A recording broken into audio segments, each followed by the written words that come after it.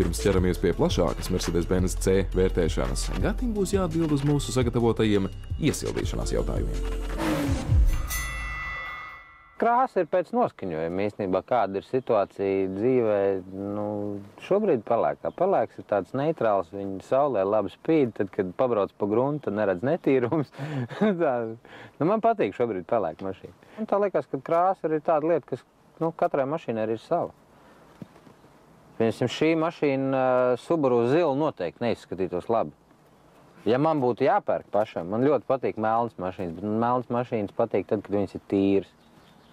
Latvijas ceļi, ne tikai netīrība, bet arī visi akmentiņi uz ceļiem. Baigi ātri padara viņu matēt, un tad melna mašīna vairs neizskatās galīgi labi.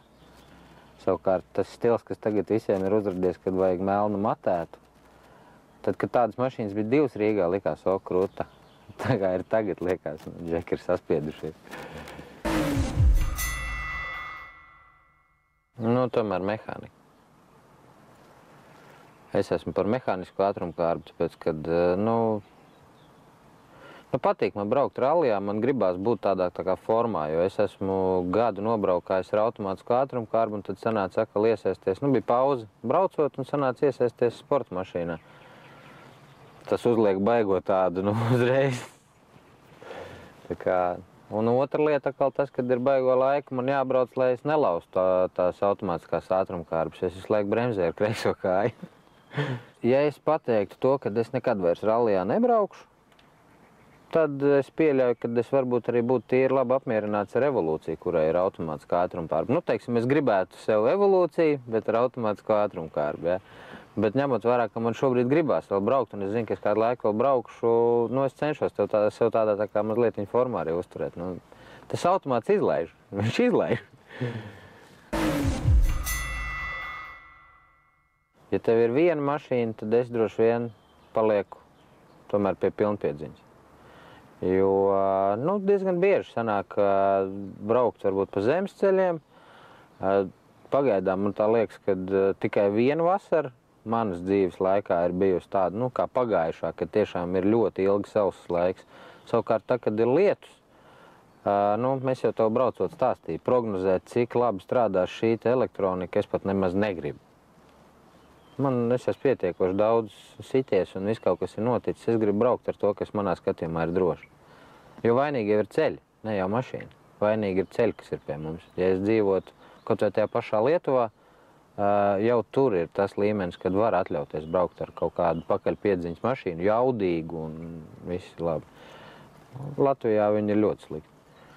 Pilnīgi iespējams, ka dienā, kad termometra stabiņš ēnā sasniedz 30 grādu pēc Celsija, Gatim pie sirds būtu gājis jebkāds auto, kuram ir kondicionieris vai klimatkontrole. Lai gan jāsaka, ka pret nevajadzīgām ekstrām mūsu viesis izturas visai skeptiski. Emocijām pa priekšu vicinot karogu ar uzrakstu praktiskums. Traki dārga detaļa noteikti. Es teiktu, ka pat lieki. Izskatās pēc kaut kādas, ūdens dzīvnieku kaut kādu.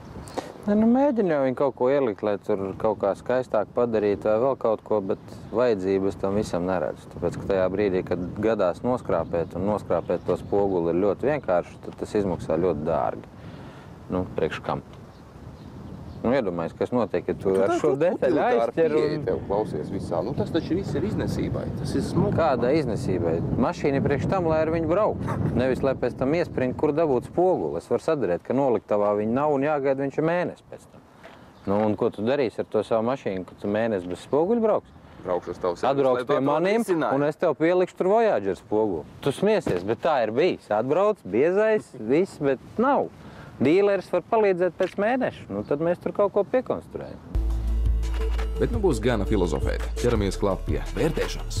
Un sāksim ar dizainu. Viss ir ļoti labi manā skatījumā, bet sēdekļus es gribu pilnīgi citus. Tas ir viennozīmīgi. Arī regulēšanas iespējas, bet tas, es domāju, no konkrētās komplektācijas ļoti atkarīgs. Gribētos varbūt sēdēt man mazliet zemāk, es tā pieredzu vienkārši. Un ļoti prasās sāns tāds, tā, lai neslīd kaut kur projām. Pārējais viss ir forši. Nevar būt Mercedesā slikts salons, es domāju. šeit ir iespējams ļoti augstu pacelties. Te ir tā, ka var sajusties liels. Tas ir tas pluss, ko varētu izmantot tie, kam gribās tos džipus. Viņi pērk tādas mašīnas, kurās sēdekļus var pacelt ļoti augstu. Tad viņi arī sēdēs augstāk par citiem. Ja runā par mašīnas tādu, skatu, kā es viņu redzu pa gabalu. Tas ir gan bizness, gan ģimene, gan atpūta. Man nepatīk S-klases Mercedes, tāpēc, ka es esmu maziņš, viņš man uzreiz ievieš tādu beigo kaut kādu pretestību, bet šis izmērs ir tas, kas ir, tāds visa kopums tāds, man baigi patīk. Ģimenē jau tev pieņem tāds, kā tu esi, bet ja tu esi kaut kur biznesā, tad bieži vien tas ir tas, ko prasa kaut kāda, tavs status varbūt. Šeit tas ir. Ņemot vērā to, ka asfalts nav man tā tuvākā lieta, varbūt braukšana pa asfaltu, tad neskatoties uz to arī, ka tā mašīna ir ar aizmugures piedziņu, viņa manā skatījumā vadāmībā ir ļoti droša tā mašīna. Vēl kas man liekas, viņam ļoti labi strādā pretspolēšana.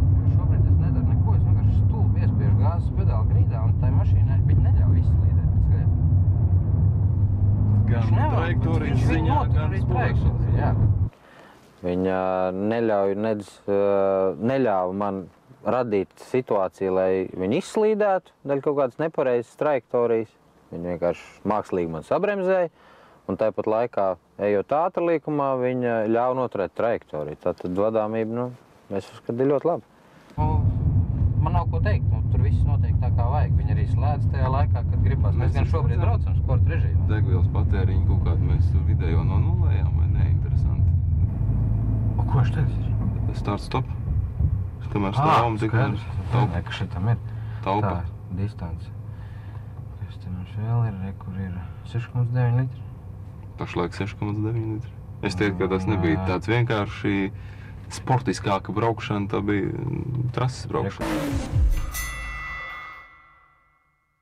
Ja mēs runājam par situāciju valstī, kurā mēs dzīvojam, tad viņi nav ne sievietē, ne vīrietim. Sāksim ar to, bet ja runā tā, bet ja reāli, tad kāpēc ne, ja tu esi pietiekoši turīgs vīrs, tad kāpēc tu nevarētu viņu nopirkt savai sievai, un ja tu esi ļoti lielu uzņēmumu īpašnieks, kāpēc, lai tā nebūtu kāda ļoti laba filiāls vai nezinu, konkrēti kaut kādu veikalu vadītāja automašīnu. Viņi var būt jebkas. Šis ir tieši tas starpizmērs, kas ir derīgs gan vienam, gan otram. Nav tā, ka šī mašīna būtu vai baigi sievišķīgā, vai baigi vīrišķīgā. Viņa izskatītos labi gan viens, gan otrs. Un arī justos labi gan viens, gan otrs.